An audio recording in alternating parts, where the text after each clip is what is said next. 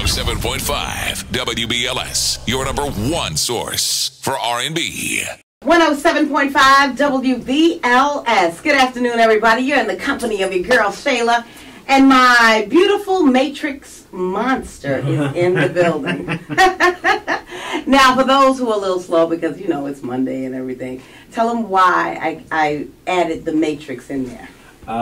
She added the Matrix because my name is Neo, and the name is derived from the movie The Matrix. Absolutely. And why did I call you a beautiful monster? Well, because it was one of my hits, one of my many. Yeah.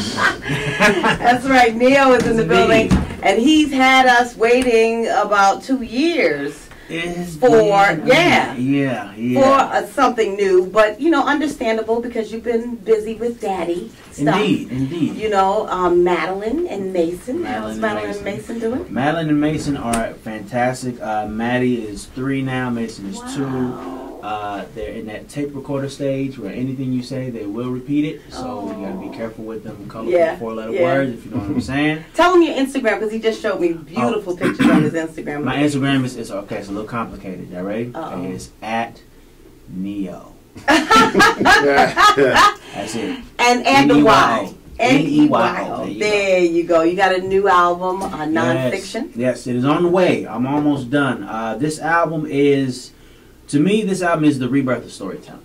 Really? I feel like the element of storytelling has kind of been lost in music over the last few years. So it's all truth. It's definitely all truth. Yes, I couldn't call it nonfiction unless it was. Okay. But the cool thing about this is that it's not all my truth. See, I actually reached out to my fans via my Instagram and my Twitter, and just on some, hey, what's going on in your relationship? What's going on at your job? What's going on in your house? And the people that were gracious enough to send me the stories, I wrote songs about them. So when you're listening to this album, everybody out there, if you hear a song that sounds a little familiar, or a situation in the song that sounds familiar, it just might be yours. So thank you in advance. All right. You know what I want to know, because you've written so many songs for other people as well as yourself.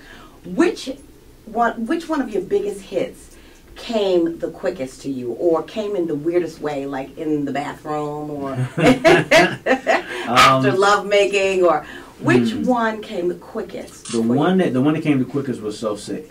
Really? So Sick from my first album, in my own words. So Sick is a song about the first girl that I ever officially fell in love with, and the way that I kind of allowed just, you know, the opinion of friends and all of that stupid stuff that really doesn't matter to kind of screw it up for me. You know? So yeah, once I heard the track, shout out to Stargate, by the way, who did the track on that. Once I heard the music, it just instantly brought back some of that emotion, and it was kind of a song that was just waiting to be written, basically. So once I heard the music, it just 3 minutes later the song was written, and we was in the booth recording it, and the rest is history. And which song on your new album evokes that kind of emotion? Evokes that kind of emotion. There's a song on my new album called Religious that is becoming a personal favorite of mine. It's a song that basically it's a man expressing to his woman that you know, the only thing that he can say in regard to her is hallelujah, and thanking God for bringing her to him. The love that she gives makes him feel religious. Yeah, so that's what that song is. Yeah. You know what? I've always referred to you as an old soul.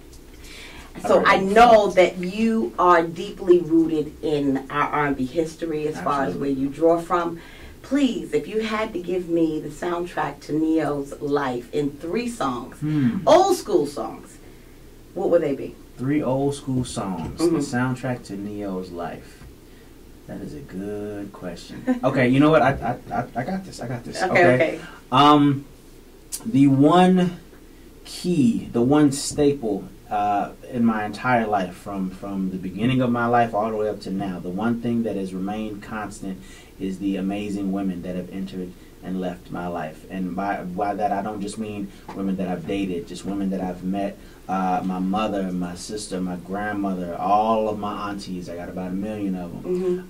Just the things that I learned from them, the lessons that I learned that I didn't want to learn, the things that I was taught not even realizing I was being taught a lesson. Right. So I'm going to go with 3 Stevie Wonder songs. Golden Lady, You Got It Bad Girl, and what was the other one? Girl Blue. yeah, those are the three. So if you could choose your celebrity crush, who would it be? Celebrity crush. I don't really have this. I'm lying. I know you lying. Let me see. Let it out. Celebrity crush. Celebrity crush. I might have a couple. One that comes to mind. One that's right at the top of my head right now. I am a huge comic book fan. I love all the Marvel movies and all of that stuff. Scarlett Johansson is an actress that is in the latest Captain America movie. She was in the third Iron Man movie. She got a new movie coming out right now, something called Lucy. That's kind of some sci-fi. I'm geeking out right now. You stalking her? Nerding out on y'all a little bit. Shout out to Scarlett Johansson, my celebrity crush. That's right. Well, who knows? We might get to see Neo in a movie with Scarlett. Scarlett Johansson. Hey, yeah, you never know. So, any other acting? Because we enjoyed you in Red Tails. Yes, indeed. I dig the acting thing. I actually have a lot of love for the acting thing. But I know my limitations as far as acting. Like, there's been some incredible roles that have come across the table. They actually tapped me to do the James Brown movie. You know, the James Brown movie that's about to come out. So they actually tapped me to play James, and I turned it down because I know that is a role that requires time. You have to dedicate yourself to that role. You have to become James Brown to do that. Well, we would appreciate that. And I knew that I wasn't gonna have time to do that. Okay. You know what I mean? And I'm not gonna be the dude that messed up the James Brown. Right. So, if you could choose someone besides James Brown that you would like to play on screen, who would it be?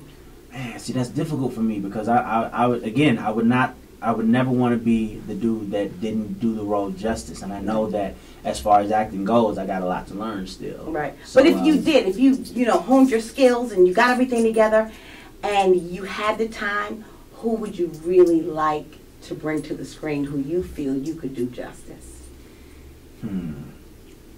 Sammy Davis Jr.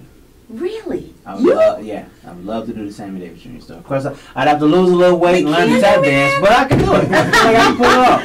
Oh, wow. Well, you've been our musical candy man. You have provided us with so much ear candy over the years, and I thank you for taking the time to stop and talk to us. Now, when that album drops, do not forget us. Oh, no. And you make sure you come back and see and share all of your nonfiction with us. Absolutely. Appreciate the love. I love you for stopping by. Neo, everybody. Make sure you get the album. When it's going to drop? Be looking forward in the fall.